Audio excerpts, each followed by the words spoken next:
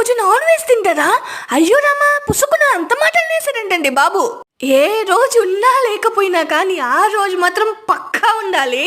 Chicken, fish, mutton, బోటి ఏ non veg అయినా పర్లేదు, కానీ దోశలలోనే తినాలి. అది మా పాలసీ. భోగి రోజు మరి దోశలు మటన్ కర్రీ అని వీడియో పెట్టిన తర్వాత కొంతమంది కామెంట్స్ పెట్టారు, ఆ రోజు అసలు మేము నీసు తినము అని చెప్పేసి. అందరూ తినాలని లేదు, అందరికీ నచ్చాలని లేదు, కానీ పక్కా చెప్తున్నా మా నెల్లూరు సైడ్ వాళ్ళకి మాత్రం ఆ రోజు ఖచ్చితంగా నాన్ వెజ్ ఉండాల్సిందే.